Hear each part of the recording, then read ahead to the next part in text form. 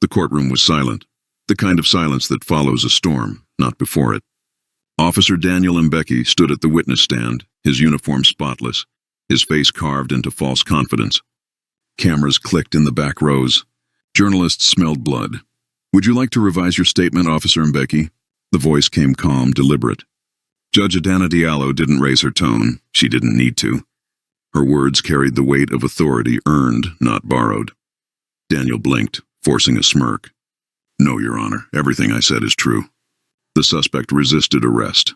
A faint whisper ran through the audience. Adana pressed a button on her console. The screen behind her flickered to life. A video began to play.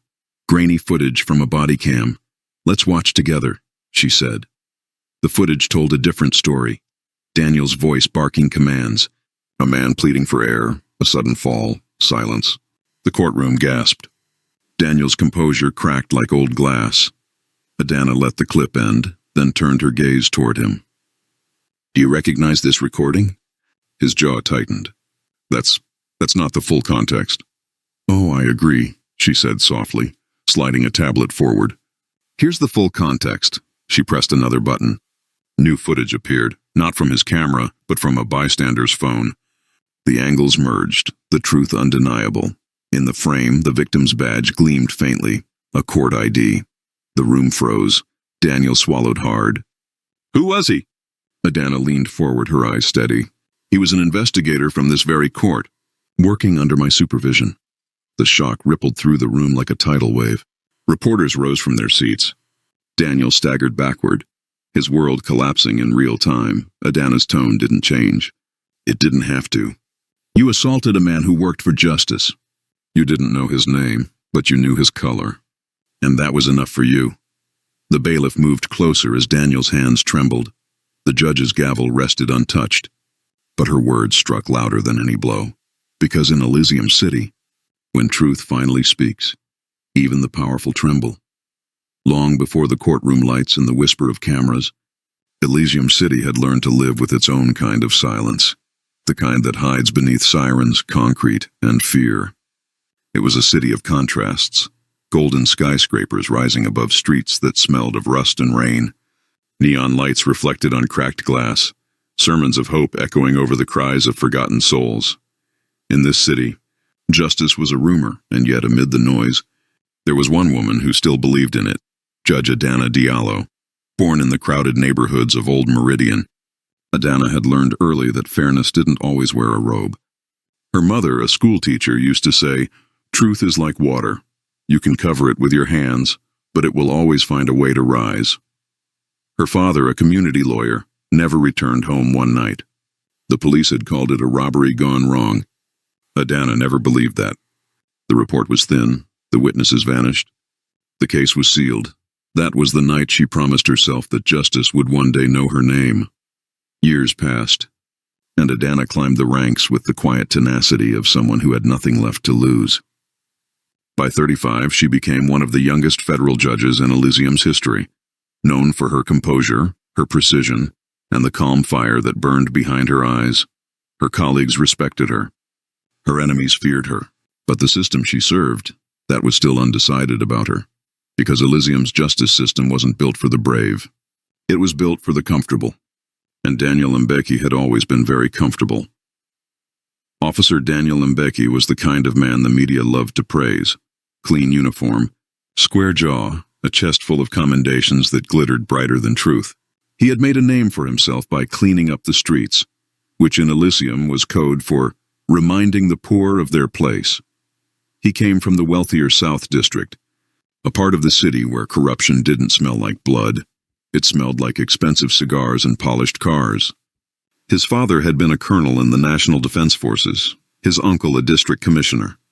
Daniel never needed to earn respect. He inherited it.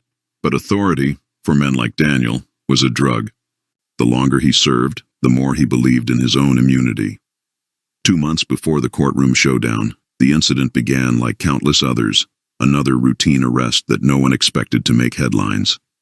An unidentified man had been stopped near the old docks of Riverbend, a district that the police often used as their playground for training operations. Daniel led the arrest. His report claimed the suspect resisted. became violent and was subdued with necessary force. The man died in custody. 2 hours later, it would have ended there. Another name added to the statistics, if not for one small mistake. The victim's badge was found 2 days later by a janitor at the precinct. It bore the seal of the Federal Investigations Bureau and the name Ibrahim Kane, a field officer assigned to a special anti-corruption task force. His file showed he had been investigating cases of police misconduct, including several tied to Officer Daniel Mbeki. When the report reached the courthouse, it landed directly on the desk of Judge Adana Diallo. For a long time, she said nothing. She simply stared at the paper, her hand trembling slightly, as if she could feel the pulse of a ghost. Another man silenced by the same system her father had once fought against. Adana lived alone in a modest apartment overlooking the northern skyline. At night, she often sat by the window, tea growing cold beside her, the city's hum mixing with her thoughts. To many, she was unshakable, a symbol of order in a place drowning in chaos. But behind that calm was a woman who carried every injustice she couldn't undo. Her clerk, Samuel Chiang, often saw her arrive before dawn, files under her arm, eyes heavy yet burning with focus. "Judge, you don't have to read every report yourself," he once said, half concerned, half awed. "If I don't read them, who will?" she replied. That night she stayed long after everyone had gone. On her desk were stacks of sealed complaints against Daniel Mbeki, 47 to be exact, each dismissed due to insufficient evidence. Patterns emerged.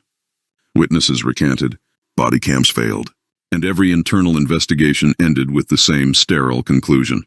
No wrongdoing found. Adana knew what it meant. The rot wasn't in one man. It was in the roots. Word spread quietly. People in Riverbend began to speak her name in whispers, the judge who might finally stand up to them. Taxi drivers discussed it at midnight stops. Market women prayed for her safety. "Justice no dey fear rich man again." One vendor asked another, "If it's Judge Diallo?" The other replied, "Maybe not this time." But for every whisper of hope, there was an echo of warning. Corruption in Elysium had ears, and it had teeth. A week before the trial, Adana received a call from Chief Justice Adebayo Okoro, her mentor and the most respected legal mind in the nation.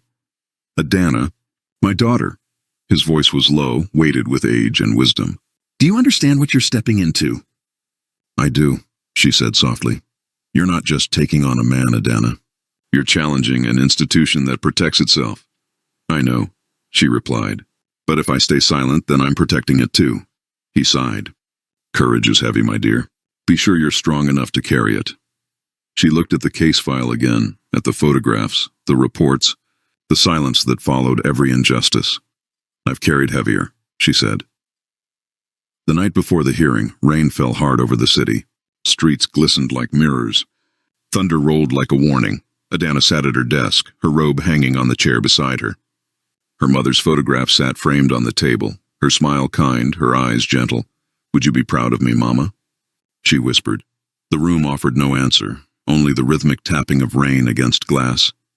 She opened her notebook, the same one she had kept since law school. On the first page were words she had written years ago. "Justice is not revenge. It is a remembrance." She traced the sentence with her finger and closed the book. Outside, a police siren wailed in the distance. Somewhere, Daniel Mbeki was likely preparing his testimony, confident as ever, rehearsing lies polished by habit.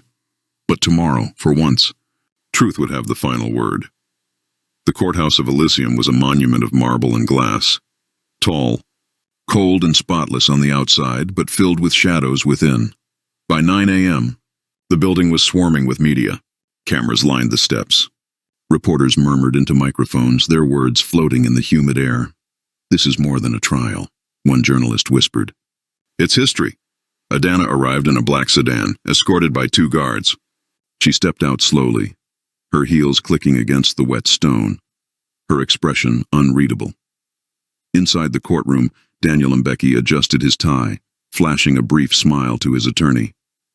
He believed in power, and power had always been on his side. But when Adana entered, the atmosphere shifted.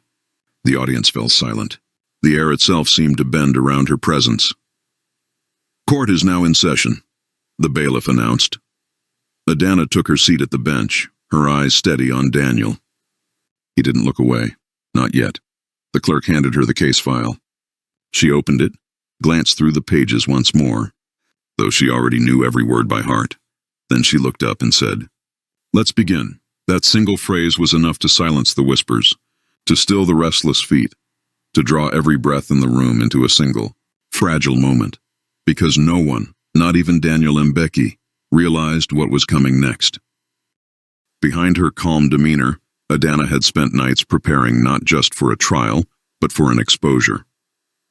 She had gathered evidence from sealed archives, recovered deleted footage, secured testimonies from the unprotected, and now every lie that had been buried under paperwork and fear was about to be unearthed, live before the nation. But what no one yet knew was that Adana's connection to this case ran deeper than duty, deeper than justice, almost as deep as revenge.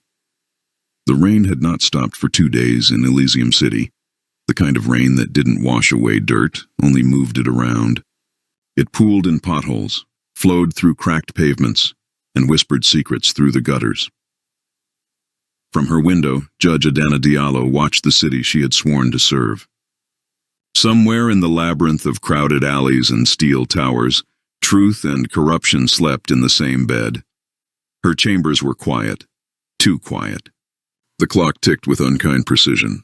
It was 6:40 a.m., and her day had already begun hours ago.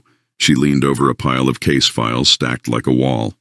The top file bore the name State versus Officer Daniel Mbeki. Adana's fingers hovered over it, hesitant. Her eyes, dark and steady, held the calm of someone who had learned to hide storms inside her. She remembered the night she received the file, a quiet evening at home when her phone buzzed. It was Io, her trusted clerk, speaking in a tone that carried both urgency and sorrow. "Ma, there's something you need to see. They're saying it's an accident, but it doesn't feel like one." An accident, they had called it. A routine arrest gone wrong, a suspect resisting, a fatal mistake. But when Adana saw the footage, the trembling hands, the echoing pleas, the abrupt silence, she felt the lie in her bones. The victim's face was one she recognized. David Ofori, an undercover investigator she had mentored herself. Quiet, brilliant, with a heart that still believed justice could save the world. Now he was gone, and the man responsible wore the same uniform sworn to protect. That night, Adana couldn't sleep. She walked through her home, barefoot, the marble floor cold beneath her feet. The rain outside played like a slow dirge. Her reflection stared back from the glass wall. A woman who had built her life on truth, now forced to carry its heaviest burden. She whispered to herself, as if the walls could listen. If the law can't protect the innocent, then what is it for? She had faced many cases before. Politicians, syndicates, the powerful. But none had felt this personal. The morning after, she called a private meeting with Chief Prosecutor Jamal Maseko. A sharp man, always neatly dressed, words precise like surgical tools. He entered her office without waiting for permission, a sign of both familiarity and tension. "Adana," he said, lowering his voice, "you're walking into fire." "Then I'll walk carefully," she replied. He sighed, setting down his briefcase. "You know who's behind this, officer. The police union, the governor's office, even the press. They'll protect him." "I'm not here to protect him," she said. "I'm here to protect the law." Jamal looked at her for a long moment, then smiled faintly. "You always were the stubborn one. I call it faith." Later that week, the hearing began. Crowds filled the courtroom, spilling into hallways, their murmurs like the sea. News cameras hovered like vultures. Social media boiled with arguments, some defending the officer, others demanding justice. As Adana entered, everyone rose. She could feel eyes on her, some hopeful, others hostile. She adjusted her robe, the fabric heavy with symbolism. Her mother used to tell her, "When you wear black, remember, it's not for mourning, it's for truth." The first witness was Officer Mbeki's partner, a nervous young man named Sergeant Lutho. His eyes darted everywhere except toward the judge. "Sergeant," Adana began, her tone even. "Tell the court what you saw that night." Lutho hesitated. It happened fast, Your Honor. The suspect resisted. Officer Mbeki tried to restrain him. Did you hear the suspect say anything? He swallowed. He said he couldn't breathe. And then? Lutho's voice trembled. Then he stopped moving. The courtroom fell silent. Outside, thunder rolled. Adana leaned forward slightly.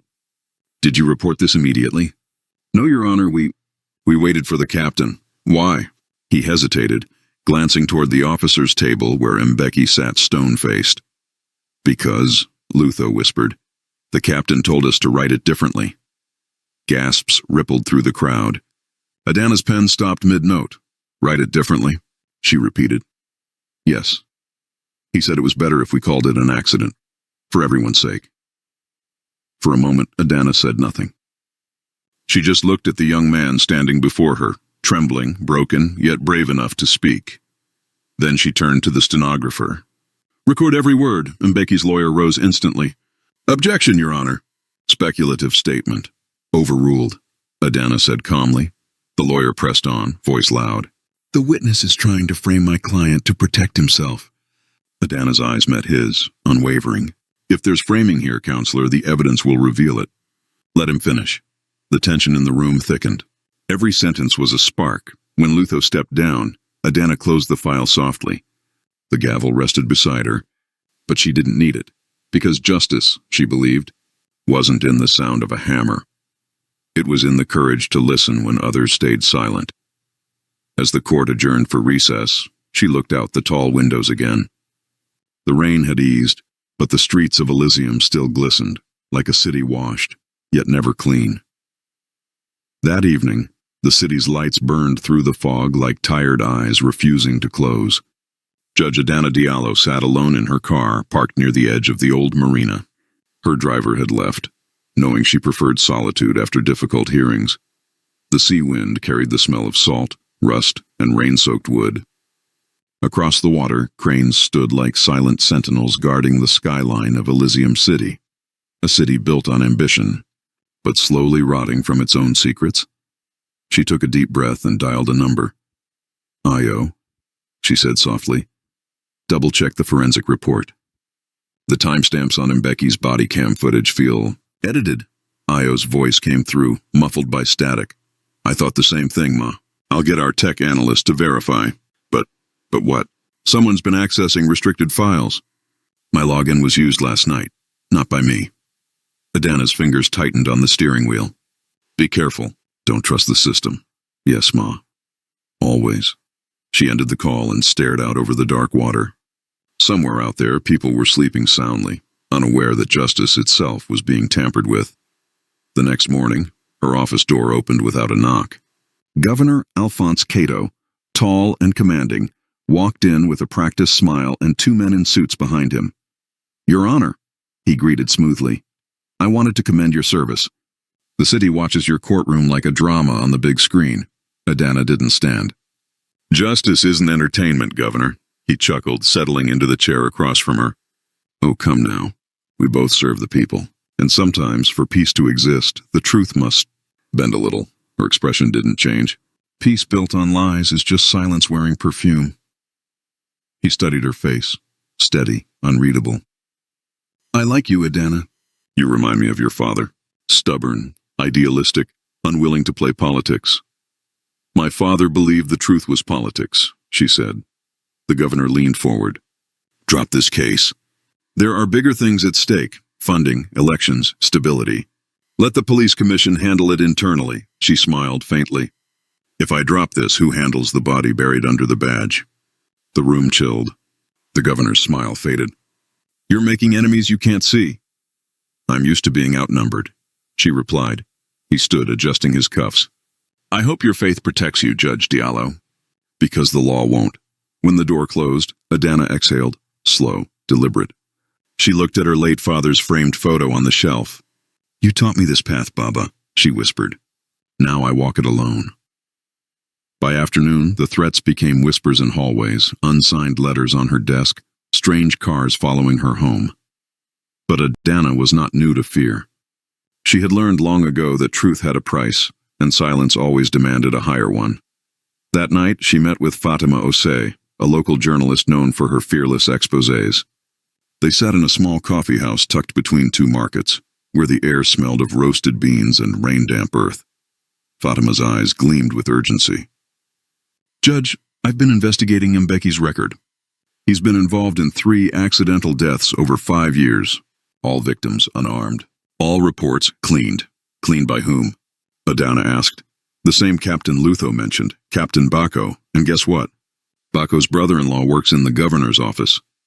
Adana leaned back, the truth forming threads in her mind. "A pattern, ugly and deliberate. Can you get me copies of those files?" Fatima nodded. "Already sent to your clerk through encrypted mail. But be careful. They're watching everyone tied to this case." Adana smiled wearily. "They can watch all they want. I'm not the one hiding." Fatima's voice softened. "Judge, you're becoming a symbol. People see you as the only light left in the system. Symbols don't bleed," Adana said quietly. "But people do." The following morning, as the second hearing began, the defense team arrived with new evidence. A tampered video showing the victim reaching for something that looked like a weapon. The crowd murmured in shock. Adana's heart sank. "They've altered it." She turned to the tech expert brought by the prosecution, a shy young woman named Nandi. "Compare this to the original file you received." "Right now." Nandi worked quickly, fingers dancing over the laptop. The courtroom held its breath. After a tense minute, she looked up. "This video's metadata shows it was edited 2 nights ago. The original footage was overwritten." Adana nodded. "By who?" Nandi hesitated. "The access log shows your court ID." The room erupted. Adana froze. Her ID? Impossible. Mbecky's lawyer seized the moment, pointing dramatically. "Your Honor, are we to believe that you did not alter the evidence in your own court?" "Order!" Adana said firmly, her voice slicing through the chaos. But the damage was done. Doubt had been planted. Inside, she felt the cold sting of betrayal. Someone close had framed her, someone within her circle. After the session, Io approached her, pale and shaken. "Ma, I swear I didn't touch anything, but someone used my credentials last night. They cloned my login. I believe you," she said softly. "They're getting desperate. What do we do now?" Adana looked out the window where the sun was setting behind glass towers. "We let them think they're winning. And we keep digging." That evening, she returned home to find a letter slipped under her door. It bore no name, only one sentence written in black ink. "Truth won't save you. Silence will." She held it for a long time, the paper trembling slightly in her hands. Then she folded it neatly and placed it in her drawer beside her father's old Bible. "If I must stand alone," she whispered, "then I will stand on truth." Outside, thunder rolled again over Elysium City. A warning. Or perhaps a reminder. Morning came too soon. The air in Elysium City felt heavier. A silence before the storm of noise that awaited. Judge Adana Diallo stepped out of her car, flanked by 2 officers. Paparazzi flashes exploded like lightning, blinding her for seconds. Reporters shouted questions as microphones reached over the court barriers. "Judge Diallo, is it true you tampered with evidence? Are you being investigated for corruption? Has the governor demanded your resignation?"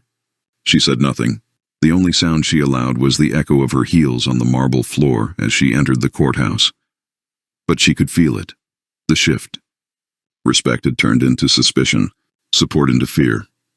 Inside her chambers, Ao sat waiting, scrolling through his phone with trembling hands. "Ma, they're everywhere. News sites, blogs, even the radio. They're calling you the biased judge." Adana removed her robe and hung it on the stand. They move fast when truth threatens to catch up. He looked at her, guilt in his eyes. "Should we go public? Tell them what really happened, the login theft, the governor's pressure." She cut him off gently. "No, the more we speak, the louder they'll twist it.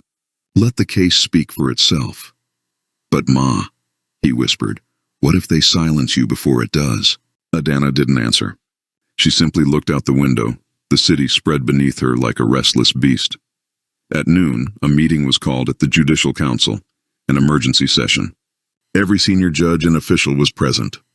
The atmosphere was tense, perfumed with hypocrisy. Chairman Justice Nyoroge, a man with more power than conscience, adjusted his glasses as he spoke. "Judge Diallo," he began, his tone measured but cold, "there are serious allegations that your conduct may have compromised the integrity of this court." Adana met his gaze calmly. "If integrity is threatened by truth, then the system has deeper wounds than I feared. Whispers spread around the table. Justice Nyoroge cleared his throat. "We are considering a temporary suspension pending further investigation." Adana leaned forward. "Before you suspend me, answer this. Has any of you viewed the original evidence file?" Silence. "Has anyone verified the access logs yourselves?" Again, no one spoke. She smiled faintly. "Then you're not investigating the truth. You're protecting comfort." Justice Nyoroge's jaw tightened. "Be careful, Judge Diallo. Defiance may cost you your seat." She rose slowly, gathering her files.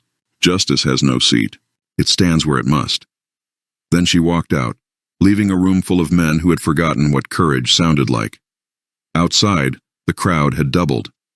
Some chanted her name, others hurled accusations. Placards painted in red read, "No justice, no peace, and Diallo must fall." Among the chaos, a small group of young people held up a handmade banner. "Truth has a mother. Her name is Adana Diallo." For a brief moment, her eyes softened. That banner reminded her of her own mother, who once told her, "Daughter, when the world screams against you, listen for the whisper that still believes." But the noise swallowed that whisper quickly. That evening, she arrived home to find her gate vandalized. Red paint splashed across it, spelling the word liar. Ayo rushed forward. "Ma, should I call the police?" Adana shook her head. "Let them paint their fear. The rain will wash it." She walked past it quietly, holding her dignity like a fragile flame. Inside, she sat on her couch, the house dimly lit. She turned on the television. Every channel was the same. Debates, commentators, analysts dissecting her career, questioning her motives, her background, even her gender. She's emotional. She's making this about race. She's a hero, or she's dangerous. Adana switched it off.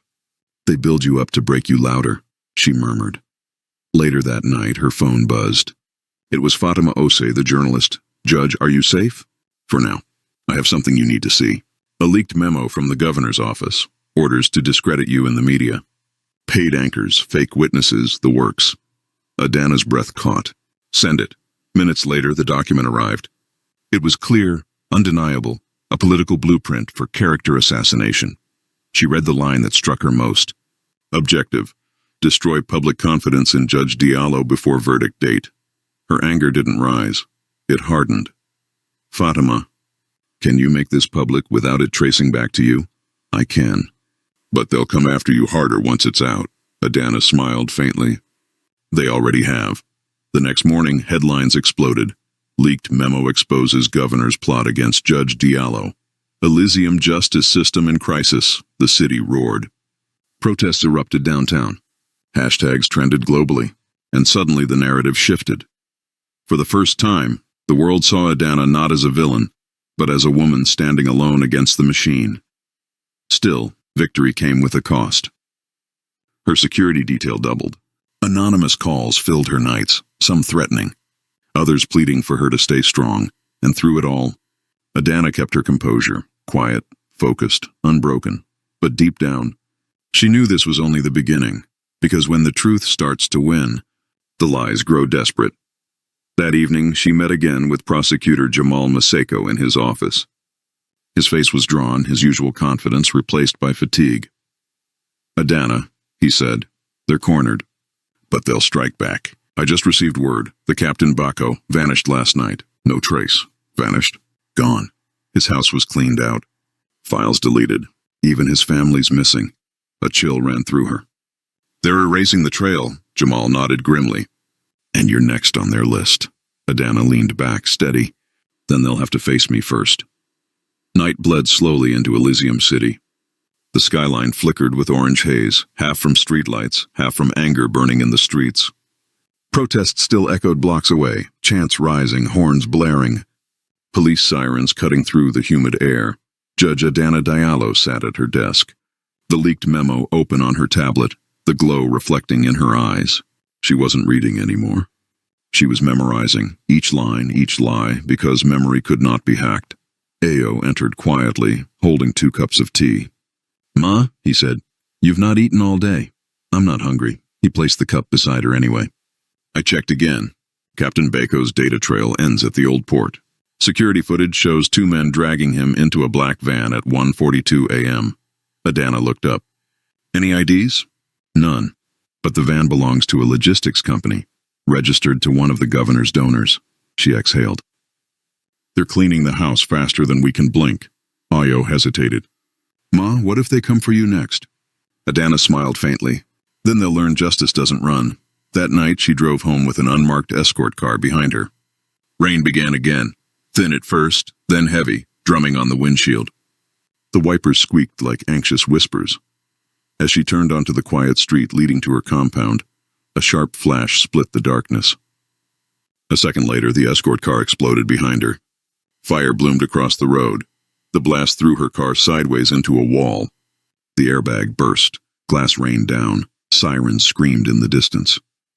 Through the smoke, Adana stumbled out, coughing, blood tracing down her forehead. The flames lit the wet asphalt. Her reflection shimmered in it like a ghost of herself. Neighbors rushed out shouting. Ayo, who had been following in another vehicle, sprinted toward her. Ma, are you okay? I'm fine, she said, though her voice was shaking. Get back. There might be another. Before she finished, another small explosion ripped through the burning car, debris flying like shrapnel. People screamed. Ayo dragged her toward the sidewalk. We need to get you out of here. No, she whispered. They want me scared. I won't give them that. Her knees trembled, but she stood upright, watching the flames consume the escort vehicle that was supposed to protect her. The city's night carried her resolve into the smoke. You can burn my guards, she thought, but not my voice. Hours later, at a secured hospital wing, reporters flooded the entrance. The headlines by dawn were merciless. Attempt on Judge Diallo's life. Officials deny involvement. Justice under fire. Fatima Ose arrived mid-morning, eyes wide with fear and determination. Judge, this isn't just politics anymore. This is war. Adana sat up on the bed, bandaged but alert. Wars are fought with weapons. Justice is fought with words and evidence. Fatima shook her head. Evidence disappears, people disappear. You almost did. Adana managed a tired smile. Then I must finish before I do. That afternoon, a new figure entered the hospital room, Colonel Kwame Obeng, head of internal affairs, a man whose loyalty had always been questioned. Judge Diallo, he said, saluting faintly. I'm here under the president's directive. We've formed a joint task force to investigate the explosion. Task force? She asked. Or a cover-up committee? He didn't flinch. I lost 2 of my men in that blast. I'm not here to play politics. Their eyes met, hers probing, his unreadable. He continued. Captain Bako was found early this morning, dead, thrown into the river. Ayo gasped. Oh God! Kwame set down a sealed envelope. But before he died, he recorded something, a confession. He left it with a priest. It names everyone involved, including high-ranking officials. Adana's pulse quickened. And you're giving it to me? Kwame nodded. Because I still believe in the system you're trying to save. She opened the envelope. Inside was a flash drive and a handwritten note. If this reaches you, Judge Diallo, it means the truth finally found me too late. Forgive my silence. Her throat tightened. He knew, she whispered. Kwame straightened. Guard this like your own heartbeat. It's the last uncorrupted piece of the puzzle. 2 nights later, Adana returned to court, bandage still visible, pain hidden behind poise. The gallery was overflowing. The world was watching now. As proceedings began, Prosecutor Jamal Maseko connected the drive to the evidence screen. The recording played, Captain Bako, eyes hollow, voice shaking, confessing to falsifying reports, taking bribes, and receiving direct orders from the governor's office to silence investigators, including David Ofori. Gasps, tears, shouts. The truth was no longer a rumor. It had a face, a voice, a confession written in guilt. When it ended, Adana looked around the silent courtroom. Truth, she said quietly, never dies. It just waits for courage. But she knew this victory would draw the final storm. That evening, she sat once more by her window overlooking the city. The rain had stopped. Streetlights shimmered on wet roads like veins of gold. Ayo entered softly. Ma, the people are celebrating. They say you gave them hope, Adana smiled faintly. Hope is fragile, Ayo. It must be fed every day with courage. He nodded. And you've given them that. She looked out again, eyes distant. Not yet. The verdict will be the true test. Tomorrow decides if the truth truly lives in this city. Morning broke over Elysium City like a bruise, purple clouds pressing low, the air heavy with coming rain. The courthouse was already surrounded. Protesters filled the streets, waving placards that read, "Justice for Ofori," "No more silence," and "Diallo, we stand with you." Helicopters circled above. News vans crowded the gates. Inside, the marble halls buzzed with tension. Security scanners beeped, journalists shouted questions, and every pair of eyes that met Judge Adana Diallo's carried either hope or fear. She walked through the corridor flanked by officers, not bodyguards, but witnesses of her resolve.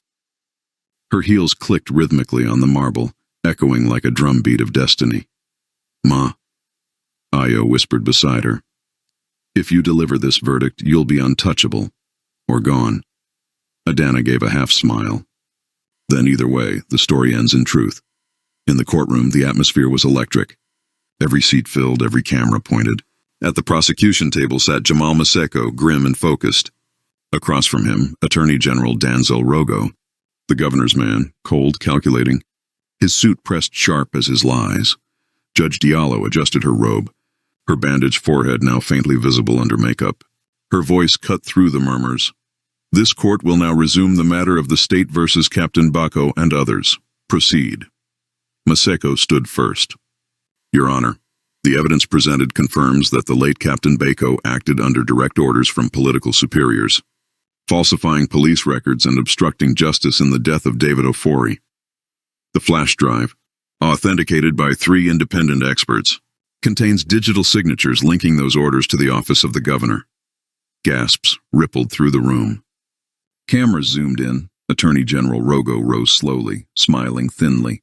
"Objection, Your Honor. The so-called flash drive is unverified hearsay from a deceased criminal. This is nothing but the desperate grasp of a woman chasing ghosts." A murmur of outrage spread through the audience. Judge Diallo struck her gavel. Bang!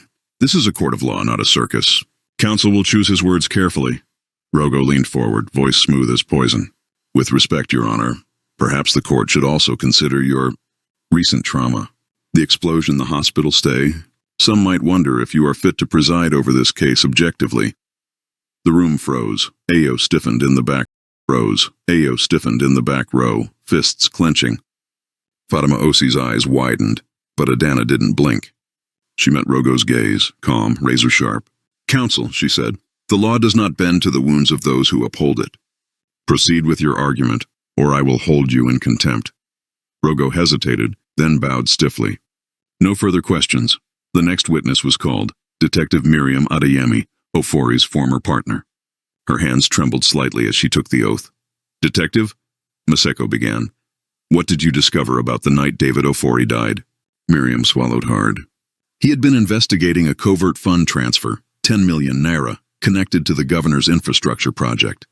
He told me, if anything happened to him, it would be from inside the system." Maseko leaned closer. "And who ordered his arrest?" She hesitated. "Captain Bako, acting on instructions from the governor's chief of staff." The courtroom erupted in noise. Judge Diallo struck the gavel again. "Bang! Bang! Order!" Rogo stood. "Objection. Speculation." Maseko replied, "Your Honor, the statement is corroborated by Bako's recorded confession and digital evidence. This is no speculation, it's a pattern." Adana nodded slowly. "Objection overruled. The witness may continue." Miriam's voice shook. "When I tried to reopen the file, my badge was revoked. They said I'd compromised the chain of command. But what they meant was, I refused to stay silent." Tears filled her eyes. The room was still. Adana leaned forward, voice gentle. "Detective, this court thanks you for your courage. You may step down." As Miriam left, Adana's hand lingered on her gavel, heavy with meaning. She knew every truth spoken here carved a target deeper into her own back. That evening, as dusk fell, Adana remained in chambers, reviewing transcripts. Outside, thunder rolled across the skyline. Ayo entered with a folded newspaper. "They're turning against you," he said quietly. The headline read, "Judge Diallo's Hero Act or Hidden Agenda. Political judges, the new power brokers." She read it silently, then set it down. "Let them talk. Truth doesn't need approval." "But Ma," Ayo said, voice breaking. Truth doesn't protect bullets. She looked up at him, eyes tired but aflame. Then I'll make sure it protects souls instead. Later that night, her phone buzzed. An unknown number. She hesitated, then answered. A low, distorted voice spoke. Judge Diallo, you've gone too far. Withdraw tomorrow, or you'll end up like a Fori. She didn't speak. The voice continued. Justice doesn't save heroes. It buries them. Click. The line went dead. For a long moment she sat still, the phone trembling in her hand. Then she whispered to herself, almost like a prayer. Then let justice bury me standing. Outside, lightning flashed again, painting her silhouette against the window, unbowed. Tomorrow will decide everything. The next morning, the air over Elysium City carried the weight of an approaching storm. Rain hung low and motionless, as if the sky itself waited for the verdict. Long before dawn, crowds had begun to gather outside the courthouse again, some chanting Adana's name, others demanding her resignation. Inside, the marble hall smelled faintly of sweat, ink, and fear. Judge Adana Diallo walked through the corridor in measured steps. Her robe felt heavier than it ever had. She could feel every stare, officers stiff at attention, clerks whispering, journalists lurking behind their cameras. The sound of their murmurs followed her like an echo of doubt. At the defense table sat Governor Mensah, no longer smiling for the cameras. His once proud posture had wilted overnight. His lawyer, Danzel Rogo, shuffled a stack of papers that no longer held comfort. The evidence had become a wildfire, spreading faster than they could contain it. Adana took her seat. Court is in session. Jamal Maseko rose first, voice steady but sharp. Your Honor, yesterday the prosecution established the chain of command behind Captain Baco's falsified reports. Today we submit financial records signed and time-stamped that prove Governor Mensah personally authorized the covert account used to fund the suppression unit responsible for David Ofori's death. The courtroom erupted. Shouts, gasps, the scrape of chairs. Adana lifted her gavel. Bang! Order! Maseko continued louder. The funds were transferred from an offshore account in Sierra Coast Bank. Here is the authorization code. We verified it through international auditors. Governor Mensah slammed his palm on the table. This is political fiction. Adana turned toward him. You will respect the court, Governor. Her tone sliced through the uproar. The cameras caught it all, the moment the mighty were made small. Rogo tried to recover. Your Honor, these so-called audits are fabricated. My client, before he could finish, the courtroom doors burst open. Detective Miriam Adeyemi rushed in, flanked by two officers carrying sealed envelopes. Your Honor, she said breathlessly, the whistleblower has come forward. These are signed communications. Between the governor's office and Captain Baco, they ordered a containment operation on Ofori and labeled it national security. Adana motioned for the bailiff to take the evidence. As she read the first page, silence deepened until even the ticking clock seemed loud. Her eyes scanned the final line. Ensure the subject is neutralized. No witnesses. She exhaled slowly, the sound closer to a sigh than relief. Let the record show, she said quietly, that the truth has spoken for the dead. Mensah rose to his feet, voice shaking. You think you can destroy me, woman? You sit there hiding behind your robe, but you're nothing without the system I built. Adana stood too, calm, unwavering. Then perhaps it's time that system fell. A crack of thunder shook the courthouse windows. Rain began to fall at last, thin and cold, as if the heavens themselves had waited for this moment. Judge Adana Diallo looked down at the stack of evidence before her, ink smudged by trembling hands. Photographs of transfers and signatures, the unvarnished proof of betrayal. For a long breath, she said nothing. Then, quietly, the court will recess for 1 hour. After review, this bench will deliver its verdict. The gavel struck once. Bang! But even that single sound could not contain the rising storm outside. In her chambers, the walls felt too close. The lamp flickered, reflecting off framed degrees in the small wooden carving of a baobab tree her mother had given her. The tree of life, her mother used to say. It stands through fire and drought. So must you, Io entered, rain dripping from his shoulders. They're saying the governor's convoy is surrounded. The crowd wants blood. Adana rubbed her temples. No, Io, they want justice. There's a difference. He hesitated. And what if the system can't give them that? She looked up, eyes fierce beneath exhaustion. Then I'll remind them that justice begins with courage. Even one voice can make a system tremble. An hour later, she returned to the bench. The courtroom smelled of damp clothes and fear. Every seat was filled. Even the aisles overflowed. Cameras rolled live across the continent. Adana adjusted her robe, then spoke into the heavy silence. This court has examined the evidence, the testimonies, and the conscience of this nation. Her words rang out clear, unhurried. It finds Governor Samuel Mensah guilty of obstruction of justice, conspiracy to commit murder, and abuse of power under the laws of Elysium. The crowd gasped. Some shouted, others cried. Mensah's lawyer froze. The governor's face twisted, disbelief hardening into rage. Furthermore, she continued, Captain Baco and his unit are guilty of falsifying reports and perverting the course of justice. The gavel came down. Bang! Bang! Sentence to be pronounced after review of mitigating statements. This court is adjourned. Chaos erupted. Reporters surged forward. Outside, chants thundered, Diallo! Diallo, mixed with justice for Ofori. Governor Mensah was escorted out under heavy guard, shouting curses that drowned in the roar of the rain. The cameras caught his final words before the doors slammed shut. You think you've won, Judge? You've just lit the fire that will burn this city. Adana watched him go, face unreadable.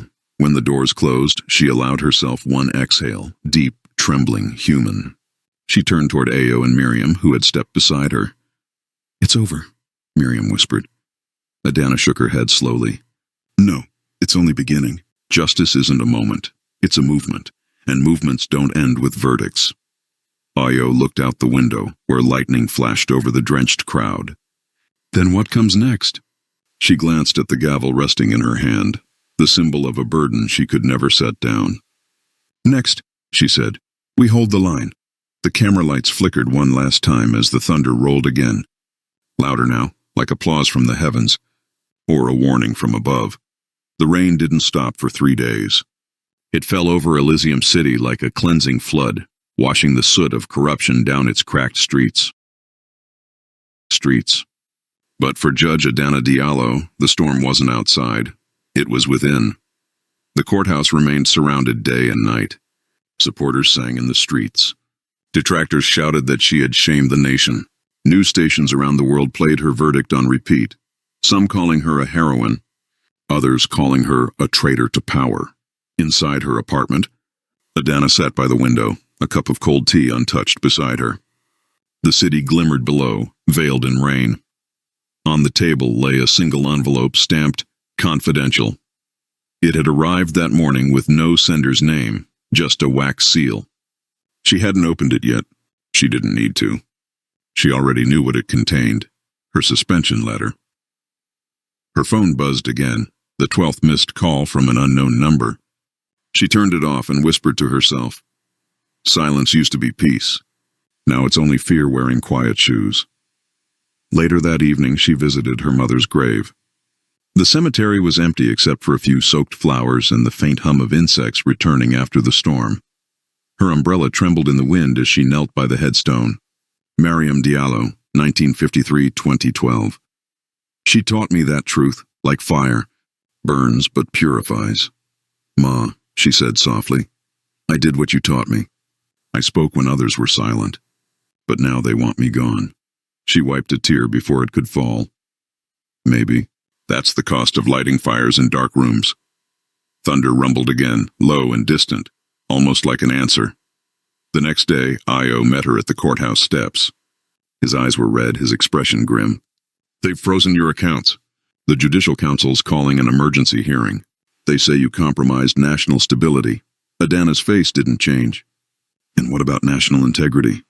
He didn't answer. Just then, a car pulled up. Out stepped Chief Justice Kunda, the oldest man in the judiciary, gray-haired and stoic. He looked at her not with anger, but with the weary sorrow of someone forced to choose between order and truth. Adana, he said quietly, you've shaken the foundation of this country. You've also reminded us why the law exists. But the council needs calm now.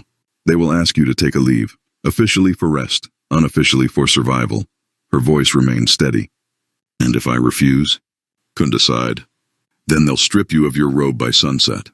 For the first time, her heart clenched. Not from fear, but from heartbreak. The robe was more than cloth. It was a vow. She nodded slowly. Then I'll go quietly, but not ashamed. That night the city burned. Protesters clashed with police in the capital district. Chants turned to screams. Tear gas clouded the streets. The world watched as Elysium trembled under its own truth.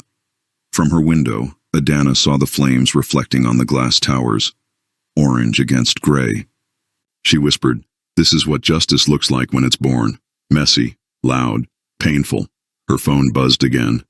This time, it was Fatima Osei. "Ma, you need to see this," Fatima said. Voice urgent. A live stream played across the screen. The governor's allies had gone underground, and military units were seizing buildings. A statement scrolled across the bottom. Interim government declares state of emergency. Judicial reform suspended indefinitely. Adana's chest tightened. "They're erasing it all," she whispered. "No," Fatima said fiercely. "They're trying to. But the people saw. You gave them proof. You gave them something to believe in." A long silence followed. Outside, the sirens wailed like mourning songs. Finally, Adana said, "Then it's time to decide whether belief is enough." At dawn, she packed a single suitcase. Just a few robes, her mother's pendant, and the old gavel she'd carved her initials into as a young law student. She walked through the quiet halls of the courthouse one last time, her footsteps echoing like a farewell hymn. On the front steps, Io waited. "Where will you go?" She looked east, where the sunrise bled red through the clouds. Somewhere the law hasn't lost its voice. Somewhere new. As she walked away, journalists shouted her name. Flashes burst like lightning. But Adana didn't turn back. Because sometimes, walking away isn't surrender. It's the beginning of a longer fight. 3 months passed. The rain finally stopped, leaving the streets of Elysium washed clean but scarred. Charred walls bore graffiti that read, "Truth lives here." The protests had quieted. The soldiers had retreated, and in the space between silence and rebuilding, something new began to breathe. In a small coastal town far from the capital, a modest legal clinic opened in an abandoned library. The sign above the door read, "The Diallo Foundation for Civic Justice." Inside, sunlight poured through dusty windows. Books lay open on tables, and a dozen young law students, men and women from the villages, the markets, the forgotten edges of society, sat listening to a familiar voice. Judge Adana Diallo, dressed in simple white, not robes, stood before them. "The law," she said softly, "is not a weapon for the powerful. It's a lamp for those who walk in darkness. If it burns your hand, let it burn. Better pain than blindness." The students nodded, writing quickly. Their faces carried the same spark Adana had once felt as a girl watching her mother fight for farmers' rights. The same spark Afori had carried when he believed the truth could survive power. When class ended, a young woman lingered. She couldn't have been more than 20. "Ma'am," she asked, "do you ever regret what happened in Elysium?" Adana smiled faintly.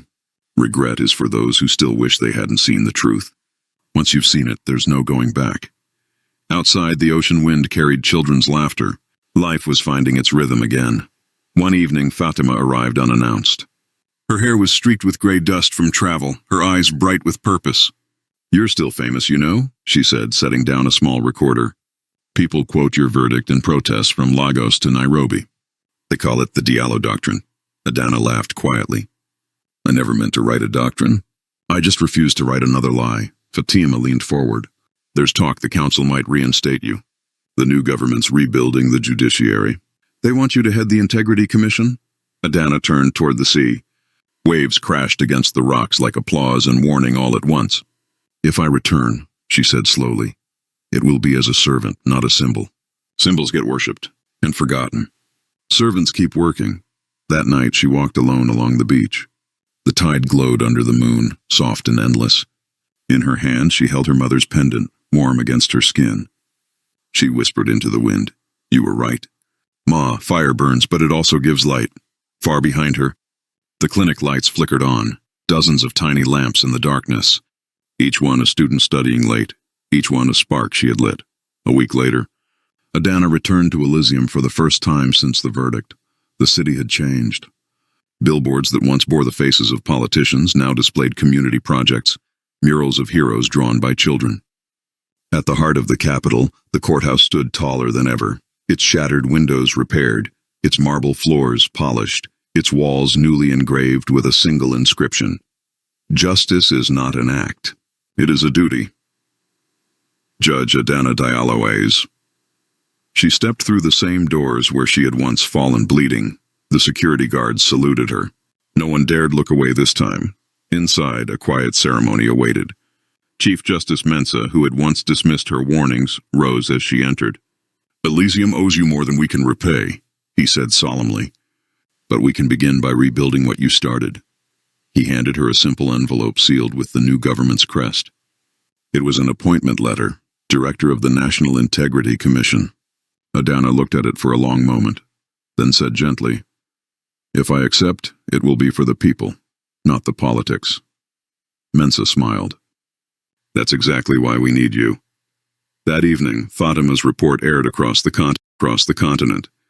Her voice, calm yet proud, narrated over footage of Adana standing on the courthouse steps. In a world where corruption wears crowns and injustice walks free, one woman's stand lit a fire that no government can extinguish. They tried to silence her, but truth has a voice.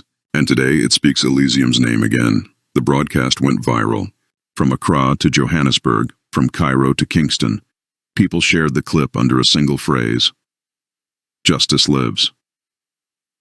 Here later that night, Adana returned home to the quiet of her mother's old house. She placed her gavel on the shelf beside a framed photograph, herself as a young lawyer standing beside Ofori. She lit a small candle beneath it. "Rest, my friend," she whispered. "Your fight wasn't in vain." A knock came at the door. It was Kwaku, now reinstated as chief investigator of the new Bureau of Civic Oversight. "They're waiting for you tomorrow," he said. "The people want to see their judge walk through the courthouse again." Adana chuckled softly. "Then let them see a woman, not a monument." He nodded, then hesitated. "Do you think justice ever really wins?" She looked out the window. Dawn was breaking, soft golden light touching the rooftops of a city reborn. "Justice doesn't win," she said quietly. "It just keeps standing, long after power falls." The next morning, the streets were lined with people. Flowers lay scattered on the courthouse steps, not in mourning, but in celebration. Children lifted cardboard gavels, chanting, "Diallo! Diallo!" Elders clapped slowly, tears in their eyes. Even those who had once doubted her came forward to see what courage looked like when it refused to die. Adana walked up the marble stairs, her footsteps echoing softly, each one a reminder that power can wound but never erase truth. At the entrance, she paused, just as she had on the morning she was assaulted. She turned to the crowd and said, "Justice is not a voice in a courtroom. It's a promise we make to one another, and today, that promise is alive." Applause erupted, rolling like thunder through the heart of Elysium. The same hall that once echoed with pain now rang with hope. Adana stepped through the great doors, the light catching her face. Behind her the crowd chanted one final time, not her name, but the word that had outlived every scar: "Justice! Justice! Justice!" And for the first time in a long time she smiled. Not as a judge, not as a victim, but as a woman who had kept her promise to the truth. Months passed, and Elysium began to heal. Not all wounds disappeared, but the city learned to breathe again. The courthouse, once a fortress of fear, had become a school of justice. Young lawyers from across the continent came to train under a new mentorship program, one founded in Adana's name but shaped by her humility. She refused to let it be called the Diallo Initiative. "No," she said. "Call it the People's Gavel." And so every week students filled the marble halls with their questions, their laughter, their fierce hunger to build something honest. They studied not only the law, but the stories that lived beneath it, the stories of those who had suffered unseen. Fatima, now one of the nation's most trusted journalists, returned to visit her one afternoon. She found Adana sitting on the courthouse steps with a group of young interns, listening as they debated the meaning of justice. When the students dispersed, Fatima sat beside her. "You know," Fatima began, "I've reported revolutions, court cases, wars. But I've never seen a story stay alive this long." Adana smiled faintly. "Stories don't live in headlines, Fatima. They live in people, Fatima studied her. Do you ever regret it, standing against the system like that? Adana's gaze drifted to the horizon where cranes rebuilt shattered neighborhoods. I lost friends. I lost peace. I almost lost myself, she said softly. But if I hadn't stood up, I would have lost something greater. The right to believe that truth still matters. Fatima nodded slowly, switching off her recorder. Maybe that's what justice really is. The courage to keep believing, even when belief costs everything. They sat together in silence, watching the sunset melt over the courthouse. For once, Elysium glowed not with neon lights or election banners, but with an orange warmth, the color of rebirth. Later that night, Adana returned home and opened the small wooden chest her mother had left her. Inside lay her old robes, the same ones stained with blood from that terrible day. She traced her fingers along the fabric, the faint mark where the bullet had grazed her arm, the rip near the shoulder. Instead of disgust, she felt something like pride. This is what truth looks like, she whispered. It bleeds, but it stands. She folded the robe neatly, wrapped it in cloth, and placed it beneath the chest's lining, not as a relic, but as a seed for those who would one day follow. At the university, Professor Kwaku Mensah delivered his final lecture of the term. The hall was overflowing with students, some sitting on the floor, others standing in the aisles. He wrote a single line on the board: "Justice without compassion is tyranny in disguise." Then he turned to the class and said, "You've all read about Judge Diallo. But remember this. Justice didn't begin or end with her.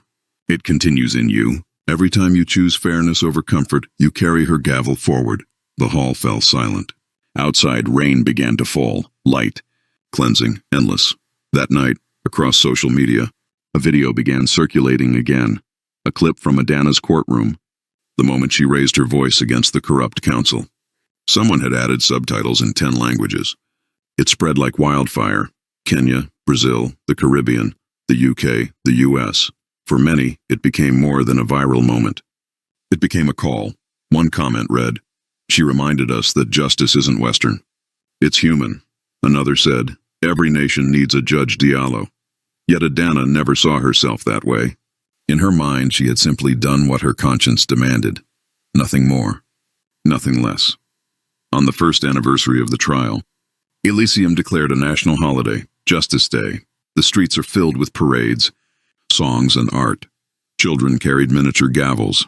Musicians played on street corners. Vendors sold bracelets engraved with her famous words, "Truth doesn't win, it stands."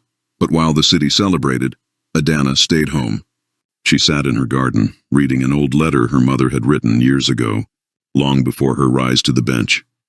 "My daughter, if the world ever tells you that your kindness makes you weak, remember, gold is soft, but nothing endures longer." Tears filled her eyes. She realized her mother had seen her future long before she had. As the day ended, a knock came at the gate. It was a young girl, barely 16, wearing a faded uniform and clutching a notebook to her chest. "Judge Diallo," she said shyly. "I'm writing an essay about justice. They told me to ask someone who's lived there." Adana smiled and invited her in. They sat beneath the jacaranda tree, the same one her mother had planted decades ago. "Tell me," Adana said, "what do you think justice means?" The girl hesitated. "I think it means not being afraid to see someone's pain, even if they're not like you." Adana nodded, deeply moved. "That's a better definition than most judges ever write." The girl grinned, scribbled it down, and then said, "Do you think I can be like you one day?" Adana took her hand gently. "No," she said softly. "Be better." The girl's eyes widened. Then she hugged her tightly, the kind of hug that carries generations. That night, as the jacaranda petals fell and crickets sang in the grass, Adana looked up at the stars and whispered, "If the fire must burn, let it burn for something good." And somewhere beyond the noise of politics and history, that fire, her fire, stayed. The months turned to years, and though the world moved on, Adana's story never truly ended. In many countries, her verdict was still studied in law schools. In others, it inspired documentaries, movements, reforms. But in Elysium, her greatest impact wasn't written in constitutions. It lived in the ordinary choices of its people. The traffic officer who refused a bribe. The nurse who stayed late for a patient who couldn't pay. The teacher who stopped punishing poor children for uniforms they couldn't afford. Each small act whispered her name without saying it. Justice had begun breathing through everyday life. One evening, Adana visited the ocean for the first time in years. The shoreline stretched endlessly, calm waves folding over one another like pages of time. She walked barefoot along the wet sand, feeling its coolness pull gently at her feet. The world had changed since her trial, yet something inside her remained the same, that quiet ache between loss and peace. She thought of Ofori, of the courtroom that nearly became her tomb, of the people who had stood by her when silence was safer. Maybe justice, she murmured, isn't about victory or loss. Maybe it's about staying true long enough for the next person to find courage. The sea wind lifted her robe slightly, as if agreeing. As she stood gazing at the horizon, Fatima's voice echoed in her mind, the old broadcast, the one that had once moved millions. They tried to bury her voice, but roots grew in silence. They tried to break her spirit, but fire cannot drown. And when history looks back, it won't remember her fear, only her faith. Adana smiled faintly.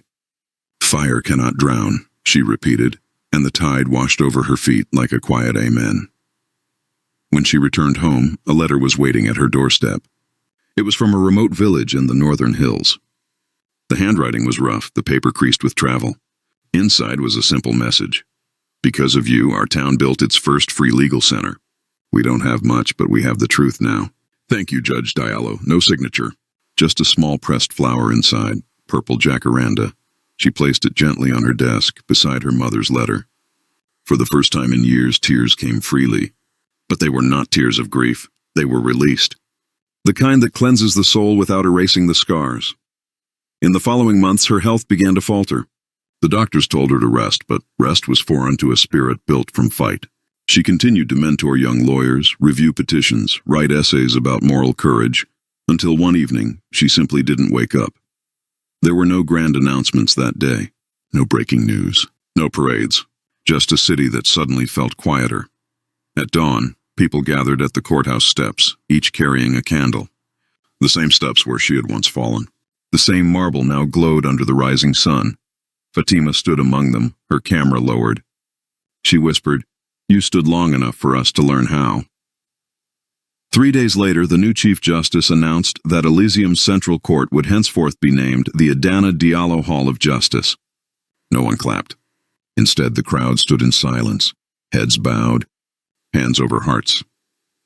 Outside the building, a bronze statue was unveiled, not of her standing high or holding a gavel, but sitting on the courthouse steps, surrounded by children reading from law books. The inscription beneath it read, "The law is not power. The law is a promise."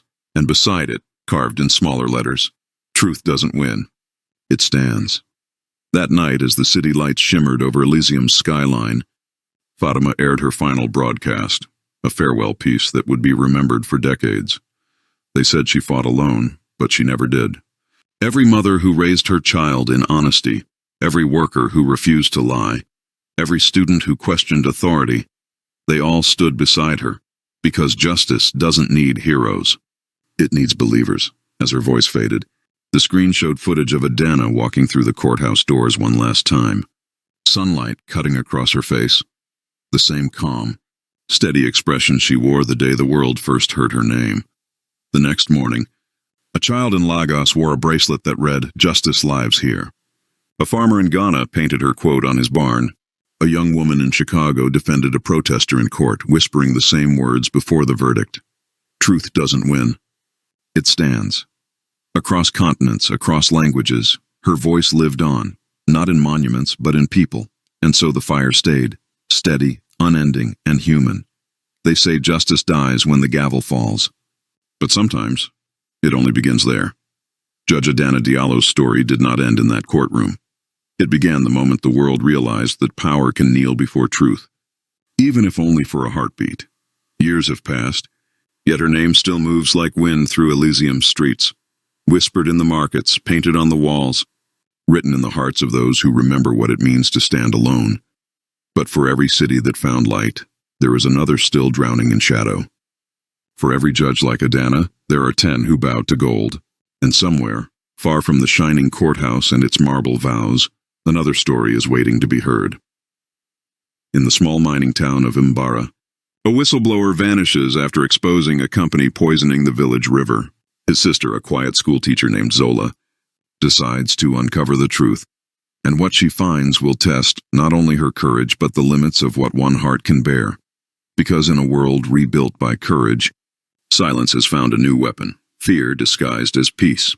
And as Adana once said, truth doesn't win. It stands, but will it still stand when the ones who speak it are gone? This is where the next chapter begins. The price of silence, coming next.